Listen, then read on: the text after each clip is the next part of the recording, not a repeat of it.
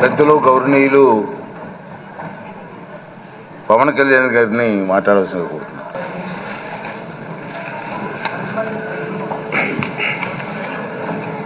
పదహారవ శాసనసభకి ఏకగ్రీవంగా ఎన్నికైన సభాపతి శ్రీ చింతకాల అయ్యన్ పాత్రుడు గారికి హృదయపూర్వక నమస్కారాలు, మీకు శుభాకాంక్షలు. ఇది నేను మొదటిసారి అసెంబ్లీలోకి అడుగు పెట్టడం. ఇలాంటి సుదీర్ఘ రాజకీయ అనుభవం ఉన్న దాదాపు 7 సార్లు ఎమ్మెల్యేగాను, ఒకసారి పార్లమెంట్లో అడుగుపెట్టిన మీకు, Panchayati Raj, technical education, forest, R&B అనేక మంత్రిత్వ శాఖల్ని సమర్థవంతంగా నిర్వహించిన మీకు ఈ సభాధ్యక్షుడు, ఈ స్పీకర్ స్థానంలో కూర్చోవడం నాకు చాలా ఆనందంగా ఉంది. ఇన్ని దశాబ్దాలు ప్రజలు రాజకీయ జీవనంలో ప్రజలు మీ వాడి వేడి చూశారు. మీకు కోపం వస్తే ఋషికొండను చెక్కినట్టు ప్రత్యర్థులకి పదునైన ఉత్తరాంధ్ర యాసలో గుండు కొట్టేస్తారు. ఒకటే బాధేస్తాం సార్, ఇకపైన మీకు తిట్టే అవకాశం లేకపోవడం. కానీ ఇక మీద సభలో ఎవరు తిడుతున్నా దాన్ని ఆఫ్ చేసే బాధ్యత మీ చేతిలోనే ఉంది. మీరే మైక్ ఆఫ్ చేయాలి. అంటే మా చిన్నప్పుడు నేను చూసేవాడు, ఒకసారి అల్లరి చేసే అబ్బాయిని క్లాస్ లీడర్ చేసేవాడు చిన్నప్పుడు మా స్కూల్లో. కానీ ఇన్నాళ్ళు ప్రజలు మీ వాడి వేడి పలుకులు, మీ ఘాటైన వాగ్దాటి చూశారు. ఈ రోజు నుంచి రాష్ట్ర ప్రజలు మీ హుందాతనం చూస్తారు. డిబేట్స్ వెనకాల దాక్కుని సంస్కారహీనమైన భాషలని, భావాలని రకరకాల మాధ్యాల్లో విరజిమ్ముతూ ఉంటారు.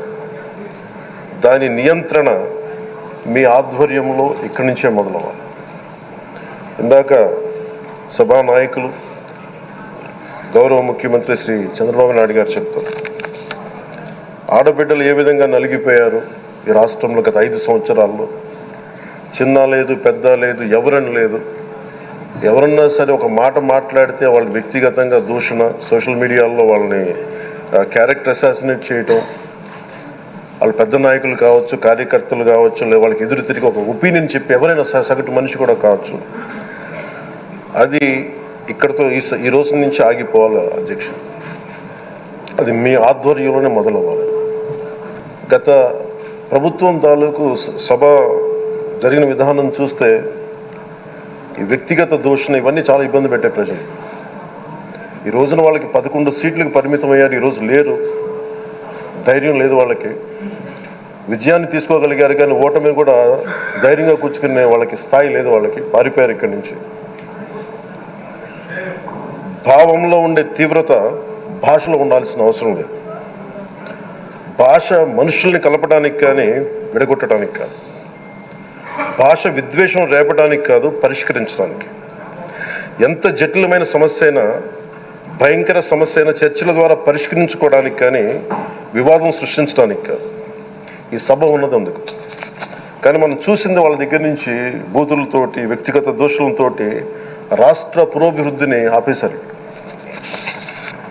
అలాంటి సభ కాకుండా ఇందాక మన పెద్దలు శ్రీ గౌరవ ముఖ్యమంత్రి చంద్రబాబు గారు చెప్పినట్టుగా ఇది భవిష్యత్తుకి ఇది ఒక ప్రమాణం అవ్వాలి.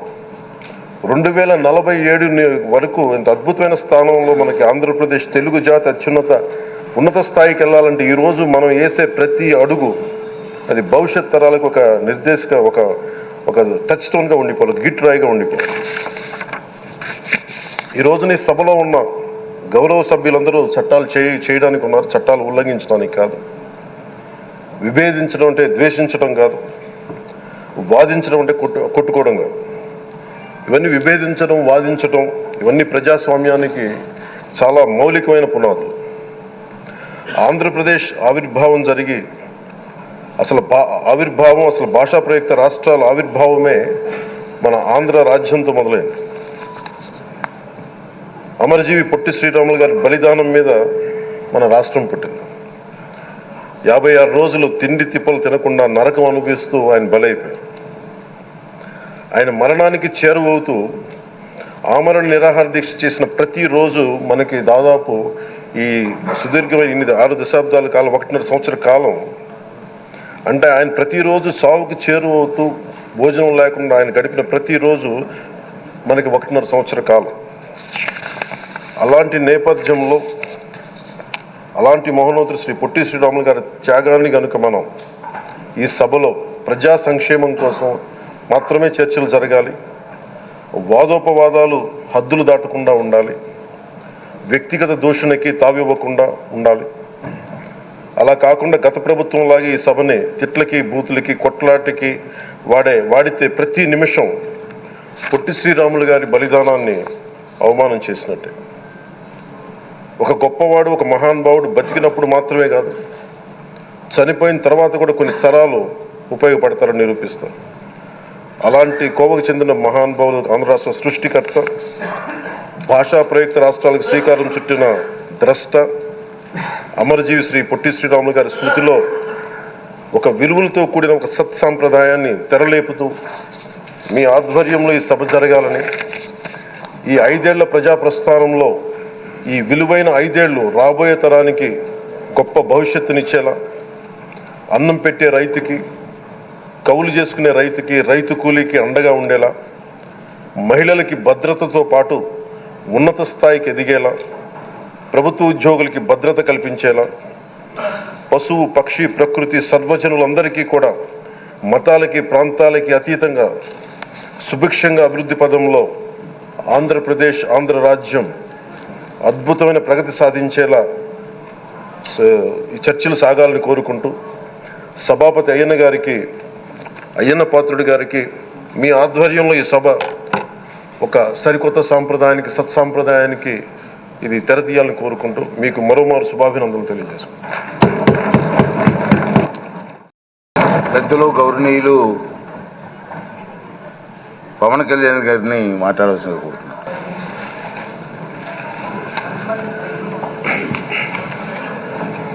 పదహారవ శాసనసభకి ఏకగ్రీవంగా ఎన్నికైన సభాపతి శ్రీ చింతకాల అయ్యన్న పాత్రుడు గారికి హృదయపూర్వక నమస్కారాలు, మీకు శుభాకాంక్షలు.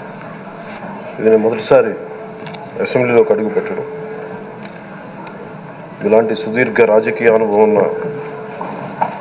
దాదాపు 7 సార్లు ఎమ్మెల్యేగాను, ఒకసారి పార్లమెంట్లో అడుగుపెట్టిన మీకు, Panchayati Raj, technical education, forest, R&B అనేక మంత్రిత్వ శాఖల్ని సమర్థవంతంగా నిర్వహించిన మీకు ఈ సభాధ్యక్షుడు ఈ స్పీకర్ స్థానంలో కూర్చోవడం నాకు చాలా ఆనందంగా ఉంది. ఇన్ని దశాబ్దాలు ప్రజలు రాజకీయ జీవనంలో ప్రజలు మీ వాడి వేడి చూశారు. మీకు కోపం వస్తే ఋషికొండను చెక్కినట్టు ప్రత్యర్థులకి పదునైన ఉత్తరాంధ్ర యాసలో గుండు కొట్టేస్తారు. ఒకటే బాధేస్తాం సార్, ఇకపైన మీకు తిట్టే అవకాశం లేకపోవడం. కానీ ఇక మీద సభలో ఎవరు తిడుతున్నా దాన్ని ఆఫ్ చేసే బాధ్యత మీ చేతిలోనే ఉంది, మీరే మైక్ ఆఫ్ చేయాలి. అంటే మా చిన్నప్పుడు నేను చూసేవాడు, ఒకసారి అల్లరి చేసే అబ్బాయిని క్లాస్ లీడర్ చేసేవాడు చిన్నప్పుడు మా స్కూల్లో. కానీ ఇన్నాళ్ళు ప్రజలు మీ వాడి వేడి పలుకులు, మీ ఘాటైన వాగ్దాటి చూశారు. ఈ రోజు నుంచి రాష్ట్ర ప్రజలు మీ హుందాతనం చూస్తారు. డిబేట్స్ వెనకాల దాక్కుని సంస్కారహీనమైన భాషలని భావాలని రకరకాల మాధ్యాల్లో విరజిమ్ముతూ ఉంటారు. దాని నియంత్రణ మీ ఆధ్వర్యంలో ఇక్కడి నుంచే మొదలవ్వాలి. ఇందాక సభా నాయకులు గౌరవ ముఖ్యమంత్రి శ్రీ చంద్రబాబు నాయుడు గారు చెప్తారు, ఆడబిడ్డలు ఏ విధంగా నలిగిపోయారు ఈ రాష్ట్రంలో గత 5 సంవత్సరాల్లో. చిన్న లేదు పెద్ద లేదు ఎవరని లేదు, ఎవరన్నా సరే ఒక మాట మాట్లాడితే వాళ్ళు వ్యక్తిగతంగా దూషణ, సోషల్ మీడియాలో వాళ్ళని క్యారెక్టర్ అసాసినేట్ చేయటం, వాళ్ళు పెద్ద నాయకులు కావచ్చు, కార్యకర్తలు కావచ్చు, లేదా వాళ్ళకి ఎదురు తిరిగి ఒక ఒపీనియన్ చెప్పి ఎవరైనా సగటు మనిషి కూడా కావచ్చు, అది ఇక్కడతో ఈ రోజు నుంచి ఆగిపోవాలి అధ్యక్ష. అది మీ ఆధ్వర్యంలోనే మొదలవ్వాలి. గత ప్రభుత్వం తాలూకు సభ జరిగిన విధానం చూస్తే ఈ వ్యక్తిగత దూషణ ఇవన్నీ చాలా ఇబ్బంది పెట్టే ప్రజలు. ఈ రోజున వాళ్ళకి 11 సీట్లకు పరిమితం అయ్యారు, ఈరోజు లేరు, ధైర్యం లేదు వాళ్ళకి. విజయాన్ని తీసుకోగలిగారు కానీ ఓటమిని కూడా ధైర్యంగా కూర్చుకునే వాళ్ళకి స్థాయి లేదు, వాళ్ళకి పారిపోయారు ఇక్కడి నుంచి. భావంలో ఉండే తీవ్రత భాషలో ఉండాల్సిన అవసరం లేదు.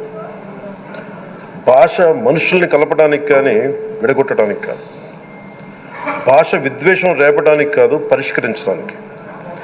ఎంత జటిలమైన సమస్య అయినా, భయంకర సమస్య అయినా చర్చల ద్వారా పరిష్కరించుకోవడానికి కానీ వివాదం సృష్టించడానికి కాదు. ఈ సభ ఉన్నది అందుకు.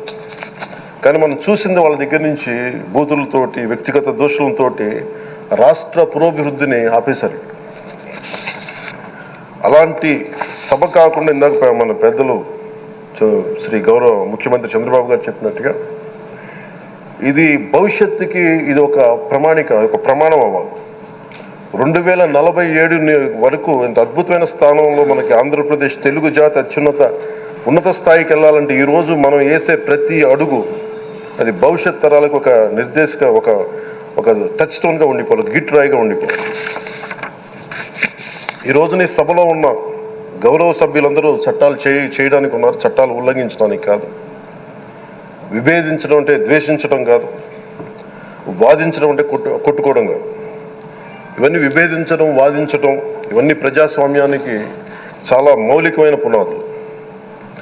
ఆంధ్రప్రదేశ్ ఆవిర్భావం జరిగి అసలు భాషా ప్రయుక్త రాష్ట్రాల ఆవిర్భావమే మన ఆంధ్ర రాజ్యంతో మొదలైంది. అమరజీవి పొట్టి శ్రీరాములు గారి బలిదానం మీద మన రాష్ట్రం పుట్టింది.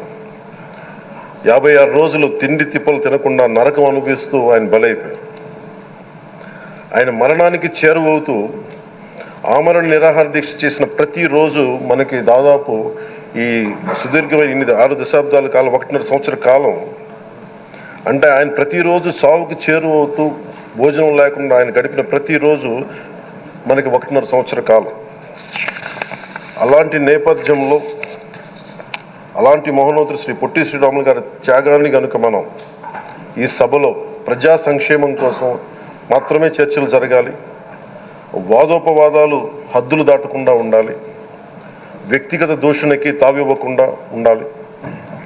అలా కాకుండా గత ప్రభుత్వం లాగే ఈ సభని తిట్లకి, బూతులకి, కొట్లాటికి వాడితే ప్రతి నిమిషం పొట్టి శ్రీరాములు గారి బలిదానాన్ని అవమానం చేసినట్టే. ఒక గొప్పవాడు, ఒక మహానుభావుడు బతికినప్పుడు మాత్రమే కాదు, చనిపోయిన తర్వాత కూడా కొన్ని తరాలు ఉపయోగపడతారని నిరూపిస్తారు. అలాంటి కోవకు చెందిన మహానుభావులు ఆంధ్ర రాష్ట్ర సృష్టికర్త, భాషా ప్రయుక్త రాష్ట్రాలకు శ్రీకారం చుట్టిన ద్రష్ట అమరజీవి శ్రీ పొట్టి శ్రీరాములు గారి స్మృతిలో ఒక విలువలతో కూడిన ఒక సత్సాంప్రదాయాన్ని తెరలేపుతూ మీ ఆధ్వర్యంలో ఈ సభ జరగాలని, ఈ 5 ఏళ్ల ప్రజా ప్రస్థానంలో ఈ విలువైన 5 ఏళ్ళు రాబోయే తరానికి గొప్ప భవిష్యత్తునిచ్చేలా, అన్నం పెట్టే రైతుకి, కౌలు చేసుకునే రైతుకి, రైతు కూలీకి అండగా ఉండేలా, మహిళలకి భద్రతతో పాటు ఉన్నత స్థాయికి ఎదిగేలా, ప్రభుత్వ ఉద్యోగులకి భద్రత కల్పించేలా, పశువు, పక్షి, ప్రకృతి, సర్వజనులందరికీ కూడా మతాలకి, ప్రాంతాలకి అతీతంగా సుభిక్షంగా అభివృద్ధి పదంలో ఆంధ్రప్రదేశ్, ఆంధ్ర రాజ్యం అద్భుతమైన ప్రగతి సాధించేలా ఈ చర్చలు సాగాలని కోరుకుంటూ, సభాపతి అయ్యన్న పాత్రుడి గారికి